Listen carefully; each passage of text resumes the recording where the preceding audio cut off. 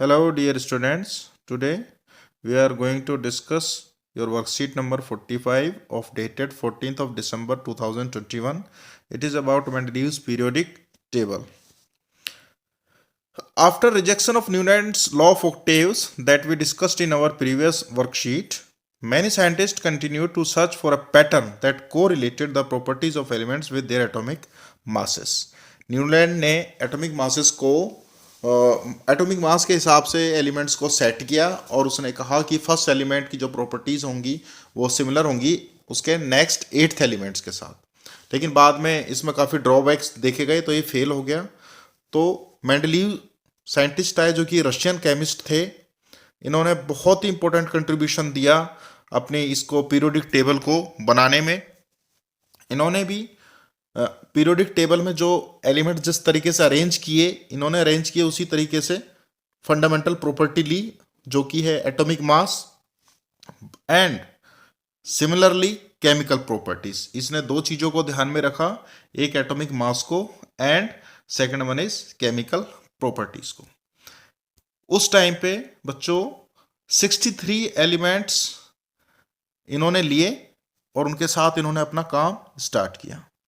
इन्होंने इनके atomic mass और फिजिकल एंड केमिकल प्रॉपर्टीज के साथ रिलेशन की इन्होंने स्टडी करनी स्टार्ट करी और इन्होंने देखा कि एटॉमिक मास के बढ़ने से जो एलिमेंट्स बनते हैं उनकी केमिकल प्रॉपर्टीज किस तरीके से जो है कोरिलेट हो रही हैं। इन्होंने इसको स्टडी करना स्टार्ट कर दिया। Among chemical properties Mendeleev concentrated on the compounds formed by elements with oxygen and hydrogen. ये सबसे बड़ी खासियत थी। इन्होंने केमिकल प्रॉपर्टीज को स्टडी करने के लिए ऑक्सीजन और हाइड्रोजन को सेलेक्ट कर लिया। क्यों कर लिया? Because hydrogen and oxygen are very reactive. Third point में यही लिखा हुआ है, he selected hydrogen and oxygen as they are very reactive and formed compounds with most of elements. Generally क्या होता है, हाइड्रोजन एंड ऑक्सीजन के साथ ज़्यादातर एलिमेंट्स जो है रिएक्शन करते हैं और अलग अलग तरीके के अपने ऑक्साइड और हाइड्राइड्स वगैरह बनाते हैं, जिसके बेसिस पे उसने स्टडी करा इसको, केमिकल प्रॉपर्टीज को इसने जो है एलोबरेट किया। Next fourth postulate is the formula of hydrides and oxides found by an element were treated as one of the basic properties of an element for its classification. So इसने hydride and oxide जिस तरीके का element का मिल रहा था, oxygen के साथ oxide मिल रहा था उस एलिमेंट का एंड हाइड्रोजन के साथ हाइड्राइड मिल रहा था, तो इसको उसने स्टडी करना स्टार्ट करा और ये कहा कि ये केमिकल प्रॉपर्टीज इस तरीके की इनकी हैं। On keeping the elements with similar properties together he observed that most of the elements got a place in a periodic table and were arranged in the order of their increasing atomic masses। इस तरीके से उसने जिनकी property same मिली उसको कह सकते हैं हम, जिसके हाइड्राइड सेम तरीके के बन रहे थे या ऑक्साइड सेम तरीके के बन रहे थे, उसको उसने जो है ग्रुप कर दिया, यानी एक जगह पर इसने जो है स्थान दिया उनको, जो ऑटोमेटिक उसको जगह मिलती चली गई इसमें एटॉमिक मास के बढ़ने के साथ साथ ही। Then it was observed that there occurs a periodic recurrence of elements with similar physical and chemical properties। So इस तरीके से जिन एलिमेंट्स की प्रॉपर्टी सेम पाई गई, केमिकल प्रॉपर्टीज हाइड्राइड और ऑक्साइड के बेसिस पर, ये देखा गया वो एक प्रॉपर टाइम इंटरवल के बाद रिपीट हो रहे थे। सो अपनी इस स्टडी के बेसिस पे उन्होंने मेंडलीव ने अपना पीरियोडिक लॉ दिया, जिसमें उन्होंने कहा that the properties of elements are the periodic function of their atomic masses। So basically whole of the periodic table postulated by the Mendeleev was based on the atomic mass। Atomic mass के बढ़ते हुए क्रम में जब elements को हम setup करते हैं तो हमें प्रॉपर्टीज जो हैं रेकरेंट रूप में मिलती हैं। जैसे किसी का ऑक्साइड NaO है, RO टाइप का है, तो कुछ समय बाद दोबारा एक एलिमेंट मिल रहा था जो कि इसी प्रकार का ऑक्साइड दे रहा था। Got it? सो इसको एक बार हम डिटेल में देख लेते हैं। जो जो हमने ये 7 पॉइंट्स पढ़े हैं, इसको हम एक बार उसके माध्यम से देखते हैं जो इन्होंने पीरियोडिक टेबल दी थी. So we are going to see the periodic table given by the Mendeleev. So students, this is the periodic table that was given by Mendeleev. अब आप यहां देख सकते हैं इन्होंने केमिकल प्रॉपर्टीज के लिए ऑक्साइड एंड हाइड्राइड को चूज करा. ऑक्सीजन और हाइड्रोजन के साथ हर एक एलिमेंट की रिएक्शन कराई और जिस तरीके के ऑक्साइड और हाइड्राइड मिल रहे थे वो इन्होंने क्लासिफाई कर दिया. इन शॉर्ट, सीधा सीधा मैं कहूं, कुछ ऑक्साइड जो मिल रहे थे वो R2O टाइप के मिल रहे थे. R2 type means R is the element. जो एलिमेंट इसने चूज करा वो R2 टाइप का ऑक्साइड दे रहा था. कोई एलिमेंट RO टाइप का ऑक्साइड दे रहा था, कोई R2O3 का दे रहा था, कोई RO2 का दे रहा था, कोई R2O5 का दे रहा था. इस तरीके से ये अलग अलग तरीके के ऑक्साइड RO4 तक मिल रहे थे. और हाइड्राइड भी इसी प्रकार के कुछ मिल रहे थे. कोई RH टाइप का था, RH4 था, ठीक है, बहुत से फिर RH4 ही दे रहे थे, RH3 का भी था, RH2 था. इस तरीके से इनको हाइड्राइड इस ऑर्डर में मिलते चले गए. तो हाइड्रोजन देखिए, हाइड्रोजन इन्होंने रखा.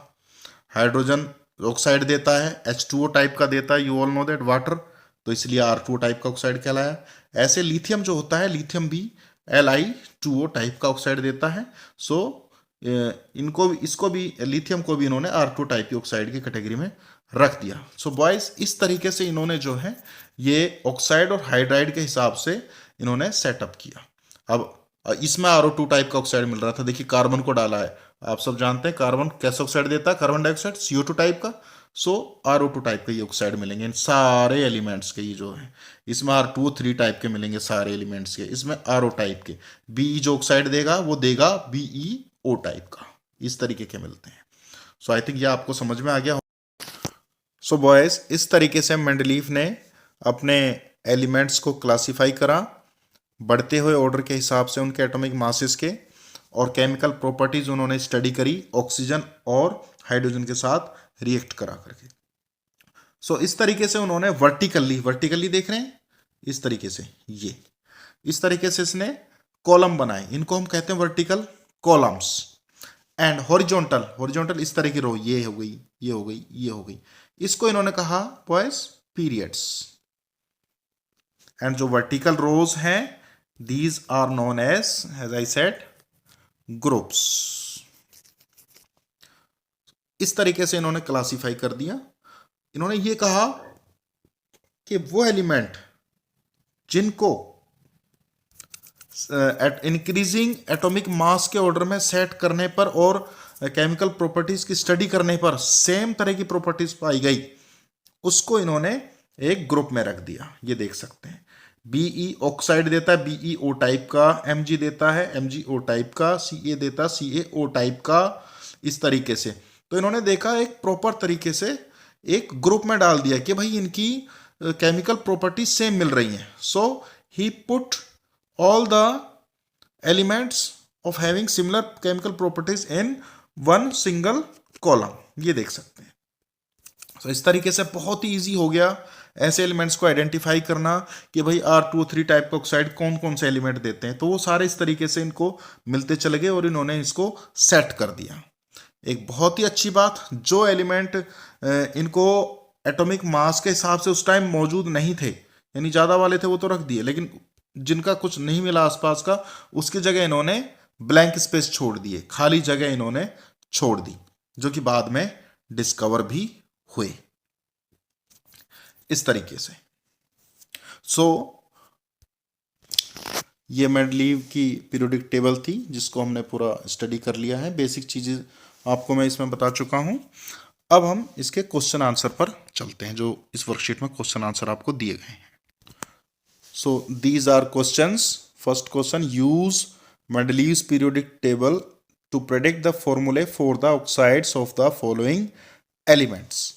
मेंडलीव की पीरियोडिक टेबल देख करके आपको इन एलिमेंट्स के ऑक्साइड बताने हैं. सो एक बार फिर से हम पीरियोडिक टेबल को देखेंगे. आप यहाँ पर देख सकते हैं उसमें कार्बन का बोला हुआ है. कार्बन कहाँ पर है आपका, ये रहा कार्बन.